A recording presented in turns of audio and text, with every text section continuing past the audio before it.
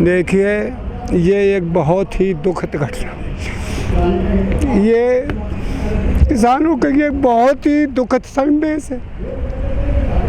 चौधरी अजीत सिंह ने सदा किसानों की लड़ाई लड़ी और जहाँ भी किसानों पर मुसीबत आई सबसे पहले आप वहाँ पहुँचे। इस आंदोलन में भी और भी कोई आंदोलन हो, चौधरी अजीत सिंह ने किसानों का सदा साथ दिया। 28 तारीख को भी जब यहाँ पर पुलिस आ गई थी, बीजेपी के नेता गए थे, तो बाकायदा अजीत सिंह जी ने बाकायदा फ़ोन किया था कि हम आपके साथ हैं, आपका पूरा सहयोग किया था। पूरा सहयोग किया, उनका सभी कामों में ये ताज ये हाईवे निकलवाया था मायावती जी ने दिल्ली से और ये नोएडा से और आगरा तक। उसमें ज़मीन औने पौने दामों में लूटी जा रही थी, वहाँ भी जाकर किसानों का साथ दिया कि मैं ज़मीन को ऐसे नहीं लुटने दूंगा किसानों की को। वो तो किसानों के हमेशा दुख दर्द में साथ रहे।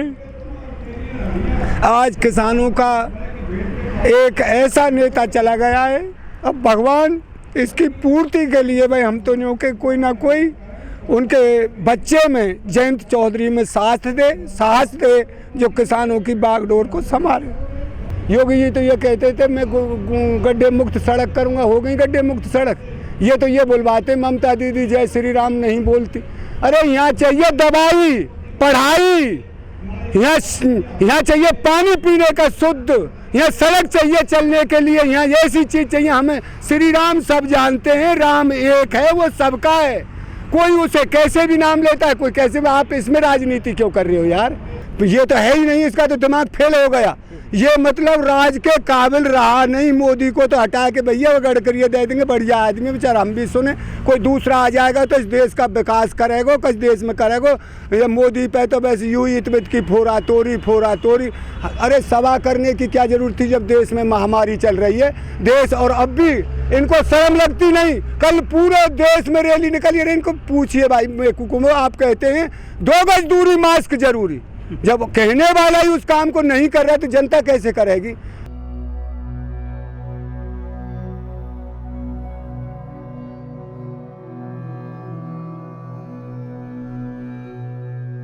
भाई बांस में से बांस पैदा होता है। हमारे स्वर्गीय चौधरी चरण सिंह के बाद में चौधरी अजीत सिंह ने उस बागडोर को संभाला।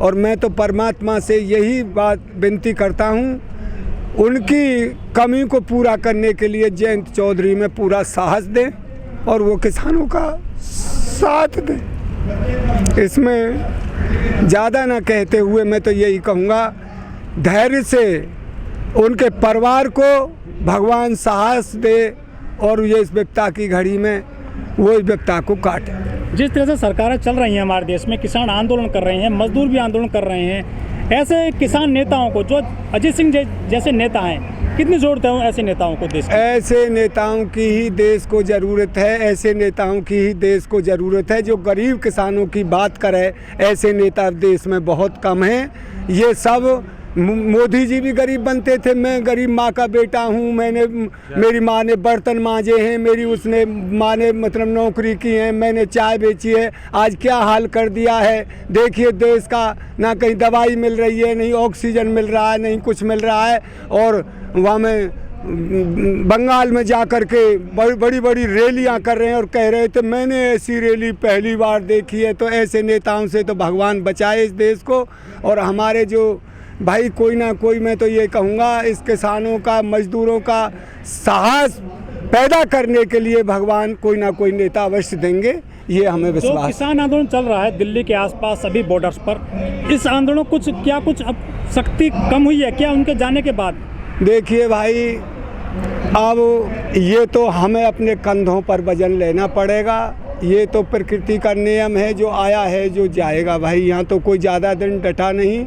अब ये कमी ज़रूर हुई है, पर इस कमी को पूरा करने के लिए भगवान इन किसानों में साहस देंगे।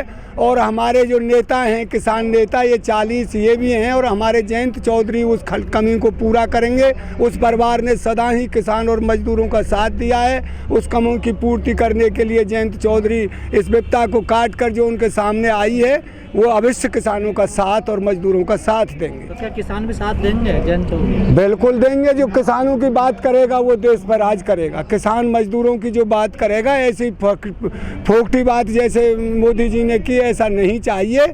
और हमें तो सच्चा नेता चाहिए, जो उस परिवार में सच्चाई है वो सच्चाई इस देश से छिपी नहीं है। मैं एक बार गन्ना आंदोलन हुआ था, उसमें भी आया, चौधरी अजीत सिंह ने किसानों का पूरा साथ दिया और कृषि मंत्री ने आकर 3 घंटे में गन्ने के दाम बढ़ा दिए। तो हमें तो ऐसा नेता चाहिए जो किसानों की लड़ाई लड़े।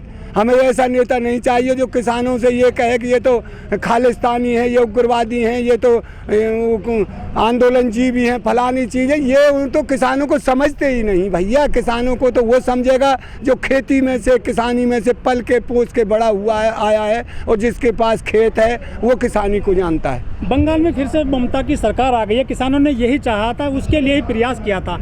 तो बंगाल में सरकार बन गई है फिर से ममता बनर्जी की, कितना बल मिला है किसानों को?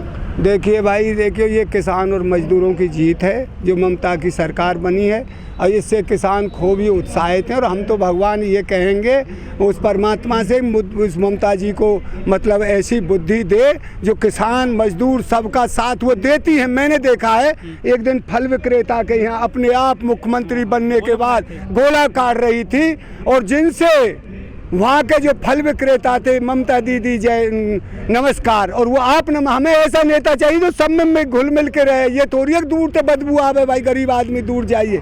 हमें ऐसा नेता चाहिए जैसी ममता दीदी है, और जैसे स्वर्गीय अजीत सिंह आज जो हमारे बीच में नहीं रहे, वो हर आदमी, तो मैं भी दिल्ली उनकी कोठी पे एक बार आया हूँ, 1-2 बार। वो तो जो आदमी आते थे उनसे मिलने इतना प्रेम से बातचीत करते थे। वो कमी को तो देखिए भगवान, हमें जयंत चौधरी भी हमारे मथुरा से सांसद रहे, बहुत अच्छे आदमी हैं, और भगवान उस कमी की पूर्ति करने के लिए जयंत के अंदर जलवा दे और साहस दे। और मुझे पूरी उम्मीद है जो साफ परिवार होता है उसमें से साफ ही निकलते हैं आदमी। ताऊ जी, जैसी सरकार बनी है बंगाल में फिर से ममता दीदी की, लेकिन जो बीजेपी कार्यकर्ता हैं, नेता हैं, बड़े लीडर हैं, वो कह रहे हैं कि वहाँ तो आतंकवाद फैल गया है, लोगों के घर जलाए जा रहे हैं, लोगों की हत्या की जा रही है। देखिए भाई, जब अब तुम देखिए दंगल में कुश्ती होती है, 2 मल्ल लड़ते हैं, जो पीट लेता है वो तो बेचारा अलग हट जाता है, जो पिट जाता है बाजा बाजा बेईमान, वो उसे फिर पकड़ता है मैं नहीं पिटा अभी। ये देखिए, ये सबरे देश के सामने सीन आ गया है। जब वहाँ राष्ट्रपति शासन है, चुनाव आयोग का शासन है, ममता वहाँ बैठी नहीं कुर्सी पर, घर जल किसने जलाए, कौन ने जलवाए, क्या किया, इसको तो ये पूरा देश देख रहा है इनके ड्रामा को। हाँ, ममता कल से बैठ गई हैं अपने उस पर, उनका लॉ एंड ऑर्डर चलेगा। और वो जो भी बदमाश आदमी हो, कोई भी हो, वहाँ हिंदू मुसलमान की राजनीति खत्म करके जो बदमाश है उस प्रदेश में रहना नहीं चाहिए। घर जलाने वाले की क्या जाने जाती है, बेबात ये नहीं होगा, नहीं होने देगी। मुझे जो किसी में प्रचार करने गए थे तो उन्होंने कहा था कि हमारी सरकार जैसे ही बनेगी टीएमसी के गुंडे जेल में जाएंगे। भाई दे योगी जी तो जन कहा के, योगी जी तो यूँ कहे उत्तम प्रदेश बनाऊंगा मैं, से उत्तम प्रदेश बन गया उत्तर प्रदेश। मैं एक बात कहूँ, ममता एक शेरनी का काम कर रही है, वह मोदी की नहीं चलने देगी। वो कोई केंद्र शासित प्रदेश नहीं, अलग राज्य, इन गुंडों को घुसने नहीं देगी और एक एक करके अलग निकाल देगी। वो केंद्र शासित, वो अधीन नहीं है किसी के, अपना अलग राज्य है उसका, वो क्यों करने देगी वहाँ गुंडागिर्दी? किसी को अनुमति नहीं देगी। उसने तो देख ली ना कल से ही क्या होगा और आज से ही क्या होगा। जैसे उन्होंने शपथ ली है बंगाल में, तो ममता दीदी ने सबसे पहले उनको हटाया, जो उनका डीजीपी हैं, डीजीपी को हटा दिया, उनको वहाँ भेजा है फायर डिपार्टमेंट में। बिल्कुल सही किया, जो गंदे अफसर होंगे उनको हटा देंगे, बिल्कुल नहीं चाहिए ऐसा। उन्हें दलाल कैटेगरी का जो भ्रष्ट वो है उसे दूर कर देंगी। जो अफसर है भ्रष्टाचार में लिप्त है उसको नहीं छोड़ेंगी और सजा देंगी। उसकी जीत ऐसी जीत हुई है जहाँ पूरा मंत्रिमंडल रहा, दिल्ली का पूरा मंत्रिमंडल, उत्तर प्रदेश का मुख्यमंत्री, मध्य प्रदेश, जो सारे मुख्यमंत्री बीजेपी के में MLA, जहाँ सारा पैसा लगा दिया, सारा प्रचार तंत्र लगा दिया। जब ममता ने किसान और मजदूरों के भीतर घर बना रखा है, जभी तो वो जीती। और किसानों ने ऐसा ही नेता चाहिए। मैंने देखा है ममता दीदी को, एक बार मैं टीवी देख रहा था, उन्होंने बाढ़ आ गया बंगाल में, अपने हेलीकॉप्टर को उतार दिया किसी ठेक पर और ऊपर धोती को उठाकर पैरों में हवाई चप्पल, कौन सा मुख्यमंत्री पहनता है, और पानी में घुस गई। कितना पानी है, कितना बाढ़ है। तो धरती का पुत्र चाहिए किसानों को, तो जो धरती से जुड़ा हुआ आदमी चाहिए, वो नहीं चाहिए एक मीडिया के ऊपर जिसका कारोबार चल रहा हो। मीडिया एक ऐसी हो गई है इस देश में जो ये कहने लगे साहब सूरज तो पछाड़ से निकल रहा है, तो ये देश में कई बार 50 से निकलने लगा, पूरब का सूरब निकलता ही नहीं। तो मीडिया ने तो एक ऐसी अनीति कर रखी है। सवाल आपसे, जो बीजेपी के बड़े सांसद हैं सुब्रमण्यम स्वामी, जिस तरह से देश में महामारी फैली हुई है, उसके बाद उनका ट्वीट आया है कि पीएमओ बेकार है, यूजलेस है, दुरुपयोग हो रहा है पीएमओ का, मोदी जी को हटा करके नितिन गडकरी को जो है कमान सौंपनी चाहिए पीएमओ की। बहुत बढ़िया ट्वीट दिया, किसी ना किसी को हटा के नितिन गडकरी बढ़िया उसको दें। तो ये इनको सोचना चाहिए और अपनी उसको आदत को छोड़ करके अब देश को बचाना चाहिए। किसी का बाप जा रहा है, किसी की माँ जा रही है, किसी का भाई जा रहा है, किसी का बेटा जा रहा है। इन पर सबसे पहले 1 साल में इन पर प्रतिबंधन हुई है पूरे देशों, 40 देश थे तो वो मंगा रहे हैं ऑक्सीजन दवाई। पाकिस्तान को ये कहते थे भूखा मर रहा है मीडिया, आज पाकिस्तान ऑक्सीजन दे रहा है। ये कहाँ डूब के मरेंगे ये मीडिया वाले, इनको डूब के मर जाना चाहिए। मैं तो ये कह रहा हूँ बहन जो तुमने बेमतलब जो बहुत पीछे था बतावे हमसे, वो तो आगे निकल गया जो हमको दे रहा है। तो हमारी तो अर्थव्यवस्था से बढ़िया पाकिस्तान की अर्थव्यवस्था हो गई। कहते हैं कि मोदी जी का डंका बज रहा है पूरी दुनिया में। अरे अब कुछ नहीं, अब जो वो कह रहे हैं ये मीडिया कह रही है, भैया देश को कोई कहना रहा, मीडिया किल्ली मार रही है। मीडिया वहाँ बैठी गई है संसद में, हम तो इतने पढ़े रहे, वो मीडिया है का वहाँ ने डंका बजा रहा। क्यों मोदी को डंका होता तो बंगाल क्यों हारता, डंका होता तो उत्तर प्रदेश में जिला परिषद के चुनाव में क्यों हारता। जहाँ से मोदी ने चुनाव लड़ा वहाँ कुछ नहीं रहा, मथुरा में कुछ नहीं रहा, अयोध्या में कुछ नहीं रहा। यही तो राम राम करने की जगह ही जब राम राम करने जगह ने इसको नकार दिया तो ये और कहाँ इसको मिलेगा, कुछ नहीं मिलेगा। अब नहीं चलेगी वो झूठ, अब सत्य चाहिए, सबको काम चाहिए, सबको मतलब दवाई चाहिए, सबको पढ़ने की शिक्षा चाहिए। अरे शिक्षा को तो बंद कर दिया। चुनाव चल रहे हैं, चुनाव होगा, मेरे आगे 10 साल में एक बार प्रधानी का चुनाव हुआ उत्तर प्रदेश में, चुनाव रोक देते, जो प्रधान कर रहा है उसे करने दीजिए। ममता से चुनाव मत लड़ने देते और 2 साल कर लेगी ममता, क्यों नहीं किया ये सबर। आज देश के सामने जो संकट आया है बहुत बड़ा संकट है। मैं तो सभी देशवासी और परमात्मा से हाथ जोड़ के कह रहा हूँ, भगवान तू ही बचाओगे, या सरकार पे तो कचू रहे हो ना का वो बचाने को सौदा, यानी तो सब बर्बाद कर दिया चुनावों में।